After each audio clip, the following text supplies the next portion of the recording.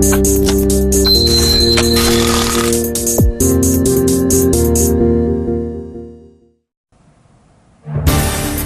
20일) 월요일 센 경제 현장 오늘의 주요 뉴스입니다. SK그룹이 지주회사 체제를 완성합니다. SK-CNC와 SK는 오늘 각각 이사회를 열어 합병을 결의하고 SK 주식회사라는 사명으로 통합법인을 출범하기로 했습니다. 중국 중앙은행인 인민은행이 지급준비율 인하를 결정하자 이미 급등한 중국 증시가 더 오를 수 있다는 전망이 우세해지고 있습니다. 인민은행은 오늘부터 시중은행들의 지급준비율을 18.5%로 1%포인트 인하했습니다.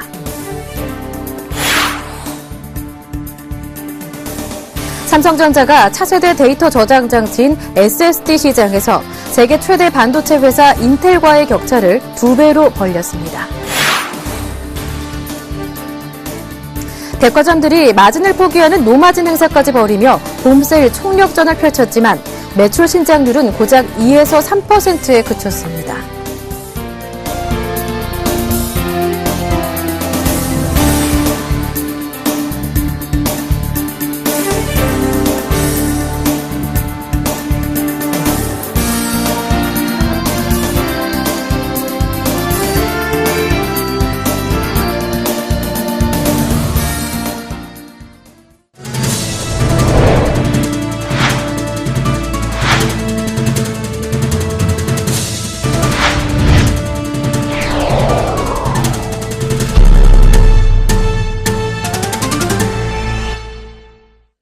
SK그룹이 지주회사 체제를 완성합니다. SK와 SK-CNC가 합병을 결정한 건데요. SK그룹은 이번 합병을 통해 그간 지적받아왔던 옥상옥 구조 문제를 해결하고 안정적인 지배구조를 구축하게 됐습니다. 보도에 양한나 기자입니다. SK-CNC와 SK가 합병을 결정했습니다. 양사는 오늘 각각 이사회를 열어 합병을 결의하고 SK 주식회사라는 사명으로 통합법인 출범을 선언했습니다. SK는 최태원 회장 일가, SK-CNC, SK 지주회사, 자회사, 손자회사 형태로 지배구조가 만들어져 있습니다. 이에 SK-CNC가 지주회사 SK를 지배하는 옥상옥의 불완전한 지배구조를 개선해야 한다는 지적을 받아왔습니다. 이번 합병으로 SK그룹은 안정적인 지주회사 체제로 거듭납니다. SK-CNC와 SK는 각각 약 1대 0.74 비율로 합병하며 SK-CNC가 신주를 발행해 SK의 주식과 교환하는 흡수 합병 방식으로 이뤄집니다. 오는 6월 26일 주주총회 승인을 거쳐 8월 1일 합병을 마무리할 계획입니다. 이번 양사의 합병으로 인해서 SK-CNC가 가진 ICT 역량 기반의 사업 기회와 SK가 보유한 자원이 결합됨으로써 재무구조가 개선이 되고 새로운 성장 동력 발굴이 용이해졌습니다. 합병 기업은 기업 경쟁력이 한층 강화될 것으로 보입니다. 합병 소식이 알려진 오늘 SK-CNC 주가는 2.53%, SK는 1.14% 하락했습니다. 그러나 시장에서는 합병이 향후 두 회사 주가에 긍정적일 것으로 보고 있습니다. 합병 후 SK-CNC는 존속하고 SK는 소멸되고 상호는 SK 주식회사가 됩니다. 합병이 성사되면 최태원 회장 지분은 32.9%에서 23.2%로 떨어지지만 동생인 최기현 SK행복나눔재단 이사장 지분 7.4%를 합쳐 30% 이상의 지분으로 안정적으로 경영권을 행사하게 됩니다. SK와 SK-CNC의 합병으로 지주사 체제를 완성할 SK그룹이 총수부재와 실적 악화의 위기를 극복하고 제도약의 기틀을 다질 수 있을지 주목됩니다. 서울경제TV 양한나입니다. 중국 중앙은행이 시중은행들의 지급준비율을 대폭 인하키로 결정해 이미 달아오른 중국 증시의 열기가 더욱 뜨거워질 것이란 기대감이 시장에 퍼지고 있습니다. 이르면 한 달 안에 금리도 내릴 수 있다는 일각의 관측까지 더해져 중국 증시에 관심이 쏠리고 있습니다. 오늘부터 중국 시중은행들의 지급준비율은 18.5%로 1%포인트 내렸습니다. 이는 지난 2월에 이어 올 들어서만 두 번째 인하입니다. 이번 지준율 인하로 시중에 돈이 더 많이 풀리는 등 유동성이 좋아져 지난 1분기 둔화된 성장이 개선되고 중국 증시도 과열될 것이란 전망이 우세해지고 있습니다. 회장 공백 상황에 놓여있는 CJ와 SK그룹이 최근 인수 합병 경쟁에서 실패를 거듭하고 있습니다. 지난 2013년 이재현 CJ그룹 회장 구속 이후 오너 부재 상태가 이어지면서 CJ그룹의 경영은 곳곳에서 차질을 빚고 있습니다. CJ CGV는 올해 대형 인도극장 기업 2곳의 인수 전에 모두 실패했습니다. 뿐만 아니라 CJ그룹은 지난해 계획한 투자의 20%를 실행에 옮기지 못해 3년 만에 실제 투자 규모는 1조 원대로 추락했습니다. SK그룹도 비슷한 처지입니다. 최태원 회장이 지난 2013년 횡령 혐의로 수감된 이후 투자가 크게 위축됐습니다. 최근 SK네트워크스를 통해 KT렌탈 인수전에 적극 뛰어들었으나 롯데에게 기회를 뺏겼습니다. STX 에너지, ADT캡스 등 국내외 굵직한 인수도 잇따라 포기했습니다. 두 그룹이 과감하고 신속한 의사결정을 하지 못해 반드시 잡아야 하는 주요 매물을 놓치면서 선제적 투자에 어려움을 겪고 있다는 게 재계의 분석입니다. 삼성전자가 저장장치 분야에서 세계 최대 반도체 회사인 인텔을 2배 차이로 따돌리면서 승승장구하고 있습니다. 업계에서는 차세대 데이터 저장장치인 SSD가 오는 2019년에 약 2억 2천만 개의 수요가 예상되는 만큼 삼성전자의 앞날은 밝을 것으로 전망했습니다. 정창신 기자입니다. 삼성전자가 차세대 데이터 저장장치인 SSD, 솔리드 스테이트 드라이브 시장에서 세계 최대 반도체 회사 인텔과 격차를 2배로 벌렸습니다. SSD는 전원이 꺼져도 정보가 저장되는 장치입니다. 기존 하드디스크 드라이브보다 빠른 속도로 정보를 처리할 수 있는 것이 특징입니다. 오늘 시장조사기관 IHS에 따르면 삼성전자는 지난해 SSD 시장에서 39억 9,600만 달러의 매출을 올려 시장 점유율 34%를 기록했습니다. 반면 인텔은 19억 9천만 달러의 매출로 점유율 17%를 차지했습니다. 삼성전자의 절반입니다. 삼성전자는 V낸드 기반의 SSD를 양산해 53%의 성장률로 인텔의 추격을 여유있게 따돌렸습니다. IHS는 올해 점유율 예상치는 삼성 35%, 인텔 17%로 격차가 더 벌어질 것으로 전망했습니다. 삼성전자는 차세대 인터페이스인 NVMe 기반의 SSD와 외장형 포터블 SSD T1 등 다양한 SSD 라인업으로 시장 공략을 강화해 나갈 계획입니다. 인텔은 메모리와 비메모리를 포함해 전체 반도체 시장에서 세계 1위의 점유율을 기록하고 있습니다. 특히 마이크로 프로세서 부문의 강세로 여전히 삼성전자의 3%포인트 차이로 앞서고 있습니다.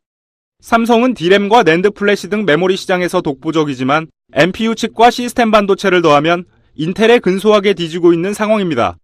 업계에서는 고성능 저전력에다 저장 용량 가격 면에서도 경쟁력 있는 SSD가 급속도로 하드디스크 시장을 잠식할 것으로 전망하고 있습니다. 삼성전자의 미래가 밝은 이유입니다. 서울경제TV 정창신입니다. 공모주 우선 배정으로 인기를 끈 분리과세 하이힐드 펀드가 출시 1년 만에 설정 잔액 3조 5천억 원을 넘었습니다. 대다수 하이힐드 펀드가 공모주 효과로 최근 6개월간 높은 수익률을 올린 덕입니다.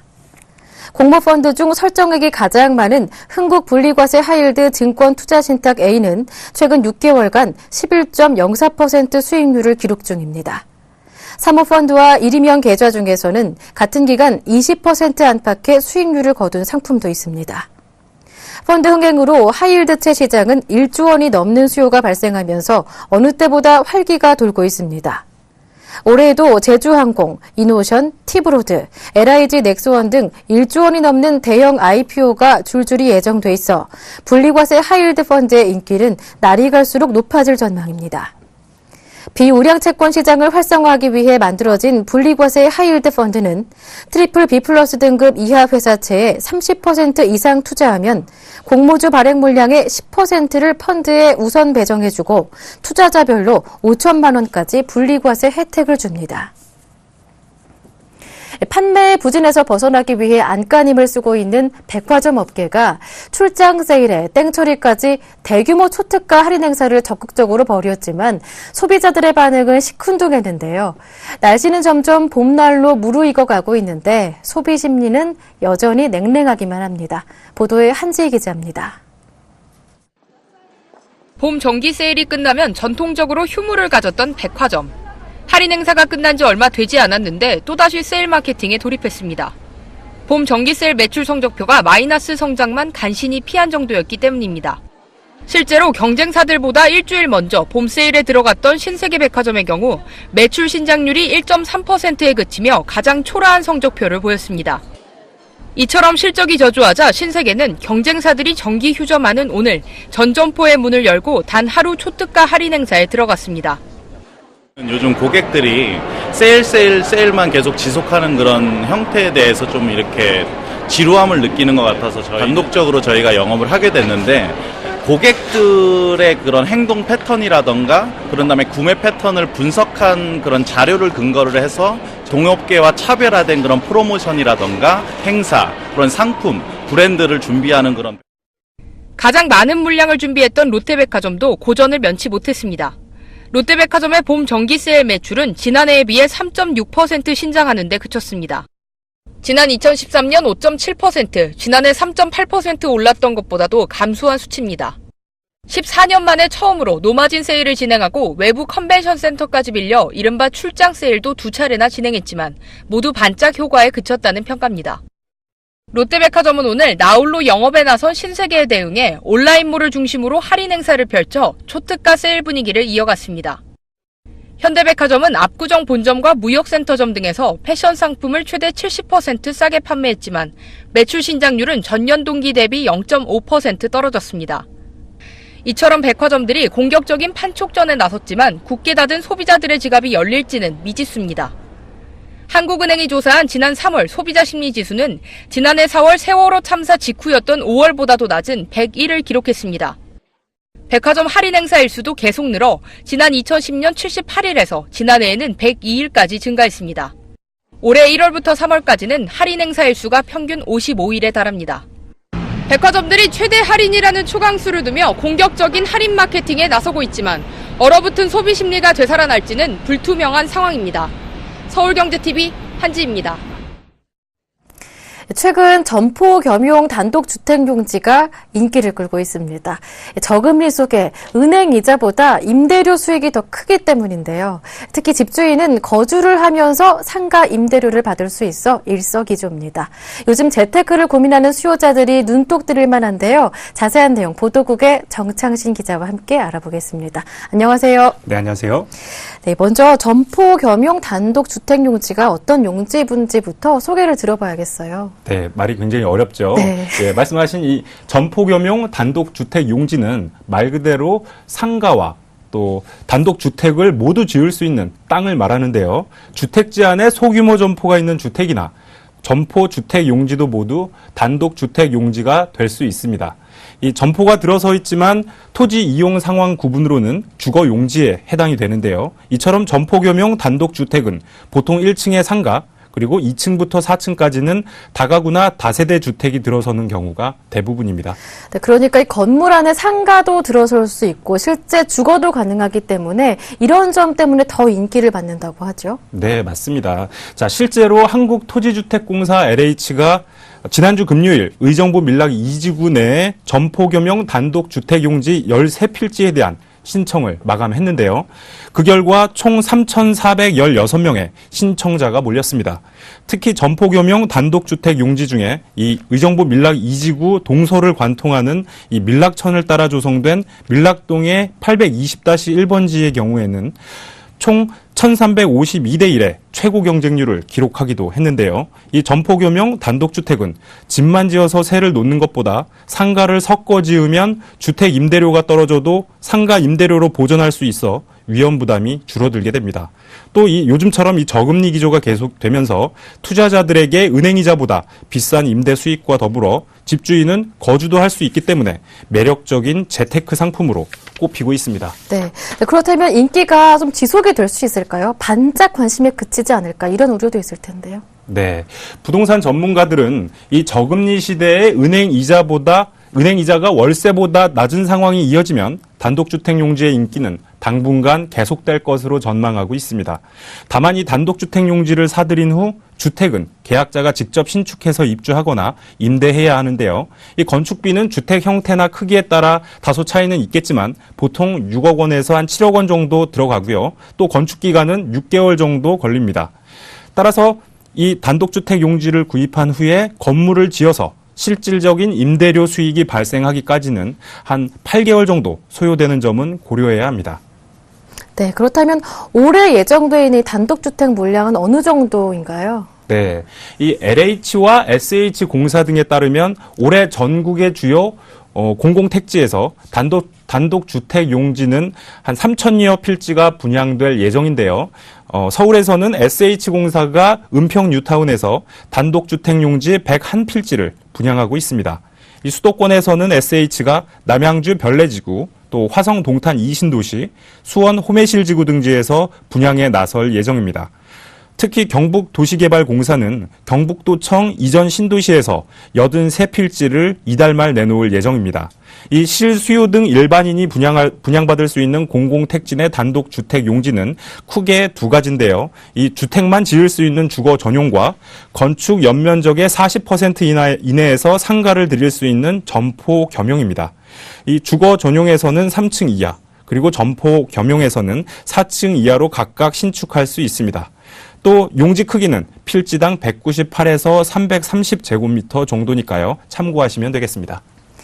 네, 말씀 잘 들었습니다. 지금까지 보도국의 정창신 기자와 함께했습니다. 고맙습니다. 네.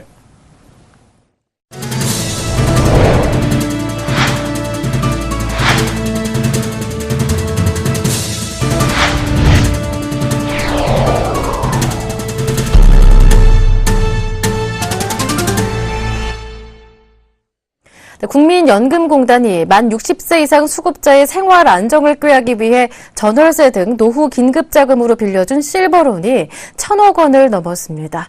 국민연금공단에 따르면 2012년 5월 도입한 국민연금 실버론을 통해 약 3년간 노후 긴급자금을 빌려간 수급자와 금액은 지난 3월 말 기준 총 26,080명에서 1,017억 원에 달했습니다. 일일 평균 대부 금액은 1억 1,000만 원이었습니다. 이처럼 실버론이 인기 있는 것은 빠른 대출과 낮은 이자 덕분입니다. 실버론은 국민연금기금을 활용해 금융사각지대에 놓인 60세 이상 수급자에게 전월세 자금, 의료비, 배우자 장제비, 재해 복구비 등의 용도로 긴급 생활 안정자금을 1인당 최대 500만 원까지 저리로 빌려주는 것입니다. 국민연금공단은 현재 1인당 최고 500만 원인 대부 한도를 오는 7월 신규 대부자부터 750만 원까지 올릴 방침입니다. 미 경제전문지 블룸버그가 지난 16일을 기준으로 집계한 세계 억만장자 명단에 이건희 삼성그룹 회장이 81위로 한국인으로는 유일하게 100위권에 진입했습니다. 이건희 회장의 재산은 135억 달러로 집계됐습니다. 이어 서경배 아모레퍼시픽 회장의 재산이 88억 달러로 155위, 이재용 삼성전자 부회장이 8억 달러로 172위에 올랐습니다. 중국 부호들은 중국 증시 급등으로 재산이 급증해 세계 200대 부자의 중국인이 17명 포함됐습니다. 중국인 최고 부자는 356억 달러의 재산을 보유한 마윈 알리바바 그룹 회장으로 세계 15위에 랭크됐습니다.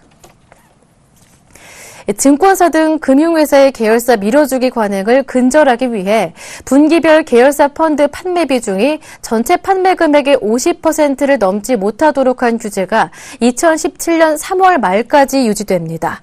또 계열사의 투자 부적격 등급 회사채와 기업 어음을 투자자에게 권유하거나 고객 재산에 편입하지 못하도록 하는 규제도 2년 더 연장됩니다. 금융위원회는 이 같은 내용이 담긴 금융투자업 규정을 일부 개정했습니다. 이는 과거에 금융사들이 계열사들을 통해 계열사 간 펀드 판매, 변액보험, 퇴직연금 운용 등을 많이 해 투자자들에게 손실을 입히는 것을 막기 위한 것입니다.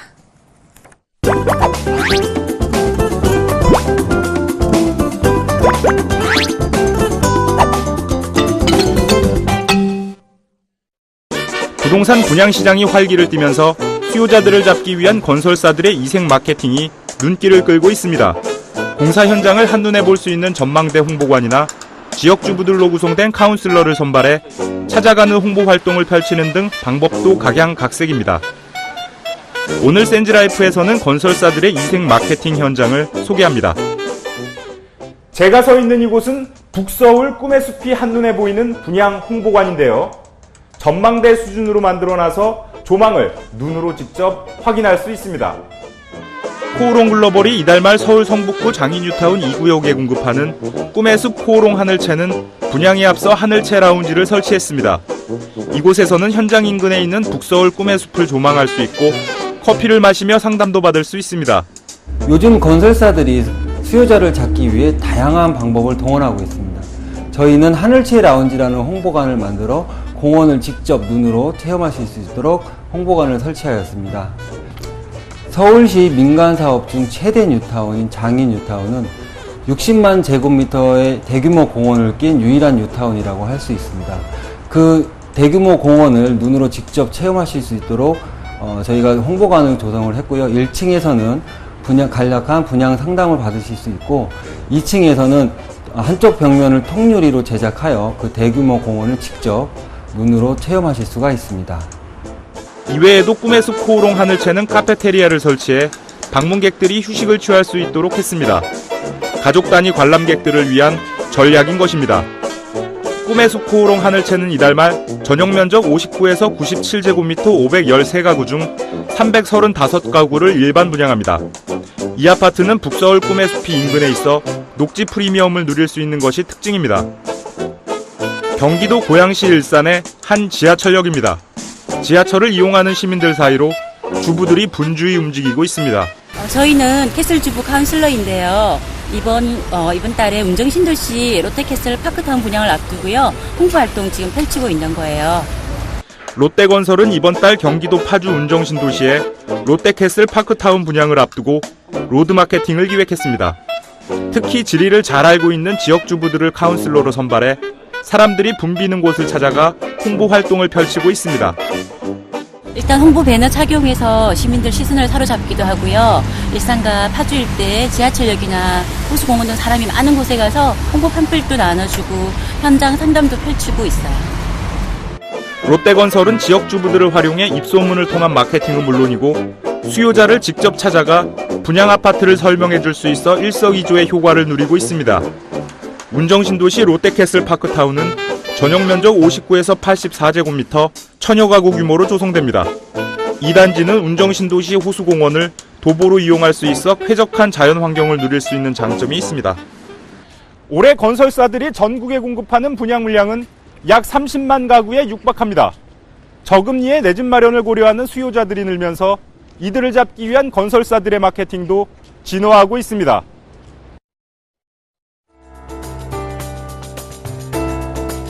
보유한 국내 상장 주식이 466조 1,960억 원으로 전체 시가총액의 약 31%를 차지한 것으로 집계됐습니다. 지난 1월 담배값이 오른 후 담배 유통량이 44% 급감하고 병의원 금연치료 참가자도 한 달 만에 4만 9천여 명에 달했습니다. 일명 황제주로 불리는 아모레퍼시픽 주가가 장중 400만 원을 돌파했습니다. 삼성 SDS가 기존의 공인 인증서를 활용하는 방식 대신 자체 개발한 지문인증 간편결제 서비스를 이달 중 선보입니다. 지난해 가장 비싸게 거래된 아파트는 서울 용산구 한남동의 한남 더 힐로, 거래 가격은 65억 6,500만 원이었습니다. KB국민카드가 만 55세부터 직전 연봉의 50%를 삭감하고 정년을 60세로 연장하는 임금 피크제를 카드업계 최초로 도입했습니다. 쌀 고정 직불금이 지난해보다 10만 원 올라 쌀 재배 농가는 쌀값 등락과 관계없이 헥타르당 100만 원의 고정 직불금을 받게 됩니다. 포스코건설은 오늘 국내 최고 101층 주거용 건물 부산 해운대 LCT를 짓는다고 밝혔습니다. 4월 20일 월요일 센 경제 현장 여기서 마치겠습니다. 시청해주셔서 고맙습니다.